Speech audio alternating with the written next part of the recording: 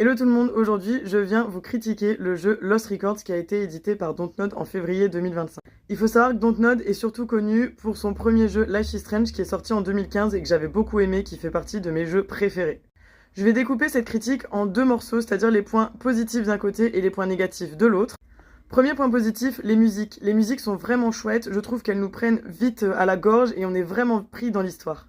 Deuxième point positif, l'intrigue. L'intrigue est hyper intéressante et assez originale. Vous allez suivre Swan, Nora, Autumn et Kat tout le long du jeu vidéo et vous allez changer tout le temps entre le passé, le présent et voir un petit peu ce qui leur est arrivé en l'été 95 et vous allez voir un petit peu toute l'intrigue qui tourne autour de ça.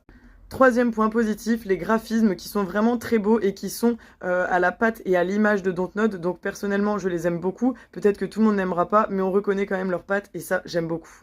Quatrième et dernier point positif, je vais vous parler du gameplay qui est hyper intéressant et assez poussé parce que vous allez pouvoir des fois avoir des actions où vous allez prendre des objets, pouvoir les déplier, les replier et même vous allez avoir des bruitages et ça j'ai trouvé que c'était vachement chouette. Par contre, je relève quand même deux points négatifs. Donc le premier point, ce sera le rythme qui est assez lent, même si le jeu est découpé en tape 1 et tape 2, donc c'est-à-dire en deux parties, il est quand même assez lent et tout le long du jeu, on se dit bah mince, quand est-ce que ça va se lancer, quand est-ce qu'on va avancer un petit peu.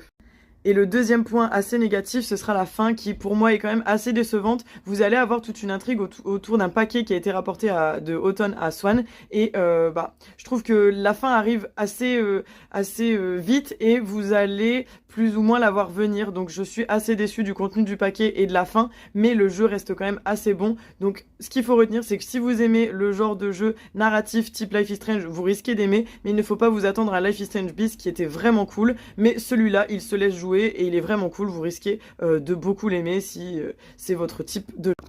Et surtout, si vous avez aimé ce short, n'oubliez pas de vous abonner. Bisous!